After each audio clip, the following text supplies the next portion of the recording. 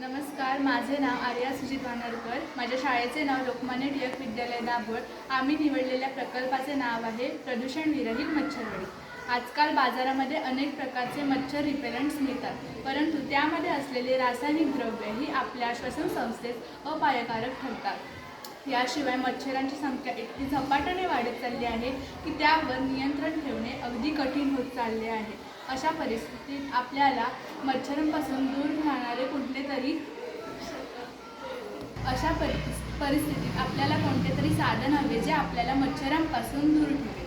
नीम ही अत्यंत उपयोगी वनस्पती आहे, जिच्या वासामुळे मच्छर दूर राहतात.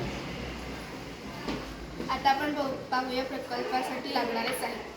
पहिलं तर म्हणजे मच्छरवाडी तापवण्यासाठी विजेवर तापणारी जी कॉईल आहे ती घेतली आहे आणि त्याच्यानंतर पुठ्ठ्यांचे बारीक तुकडे आहेत आणि हे नीम तेल घेतले आहे.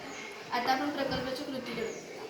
पहिलं आज बाजारात मिळणारे कार्डशीट पेपर आहेत ते बारीक वड्यांमध्ये कापून घ्यायचे आणि ते नीम तेलात 3 ते 4 तासासाठी अशी बुडवून ठेवायची. त्याच्यानंतर सुकल्यानंतर हे जे वडी आहे ती अशी आपल्याला ह्या कॉईलमध्ये टाकायची आणि ती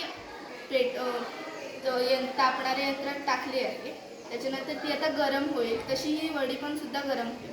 ती वडी गरम झाल्यानंतर तिचे बाष्पीभवन होऊन नीम तेलाचे बाष्पीभवन होऊन ती हवेत पसरेल आणि त्या वासामुळे मच्छर आपल्या आजूबाजूच्या परिसरातून किंवा घरातून दूर पळून जाईल.